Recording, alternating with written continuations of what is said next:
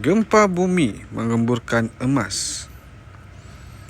Gumpalan emas seberat 5.5 kg telah ditemui pada kedalaman tanah 60 cm di wilayah Ballarat, Australia oleh seorang pelombong amatur. Berdasarkan taksiran pakar, nilai ketebalan emas itu mencecah lebih $300,000 atau sekitar $916,284. Lelaki yang identitinya masih dirahsiakan sampai ke hari ini memberitahu British Broadcasting Company (BBC) bahawa logam berharga tersebut dijumpai pada 17 Januari 2013 dengan hanya menggunakan alat pengesan logam. Tidak lama mencari, alat sensor itu tiba-tiba berbunyi dan beliau mula menggali. Pada awalnya dia cuma mengagak mungkin bunyi tersebut terhasil daripada kehadiran logam biasa yang tertanam di bawah tanah. Namun setelah digali, alangkah terkejutnya beliau apabila mendapati logam tersebut sebenarnya ialah ketulan emas. Agaknya, apakah yang akan anda lakukan jika menjumpai emas sebesar itu? Sudah pasti banyak perkara yang boleh dilakukan dengannya. Bagi pelombong amatur ini, penemuan tersebut benar-benar mengubah hidupnya. Dengan emas itu, beliau bercadang akan membayar hutang piutang dan melunaskan tunggakan rumahnya. Menurut pemilik kedai emas Ballarat Mining Exchange, Cordell Kane, gumpalan emas itu mungkin telah wujud di lokasi penemuan sejak puluhan tahun lalu. Namun para pelombong sebelum ini tidak berhasil menemuinya. Melihat latar belakang Kane, beliau juga merupakan bekas pelombong sebelum menjadi pedagang emas selama hampir 20 tahun. Tapi tauke emas ini tidak ingat bila kali terakhir emas seberat 10 kg dijumpai di kawasan tersebut. Ternyata penemuan terbaru itu menunjukkan bahawa Ballarat masih mengeluarkan emas seberat puluhan kilogram.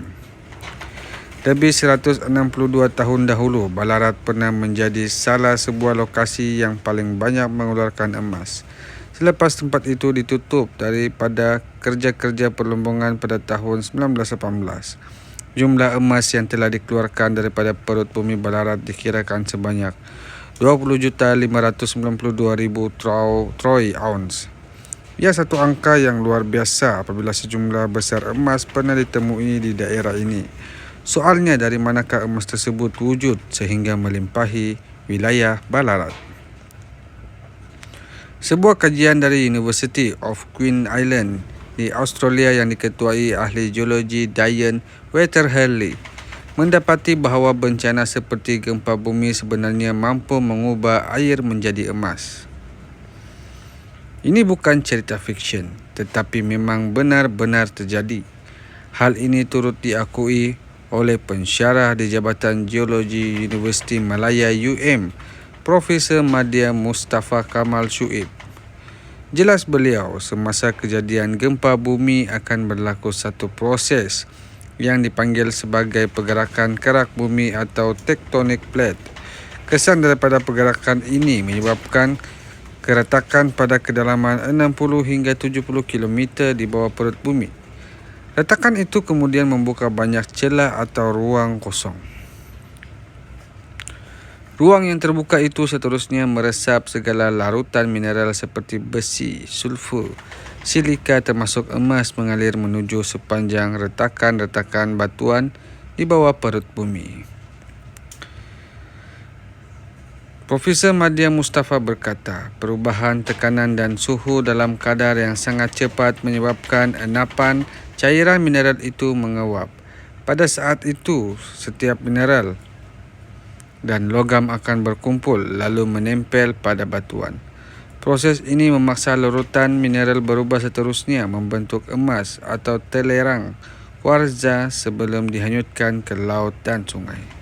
Kuarza ialah galian yang wujud secara semula jadi dalam bentuk hebler, heksagon dan tidak berwarna atau bersifat lut sinar.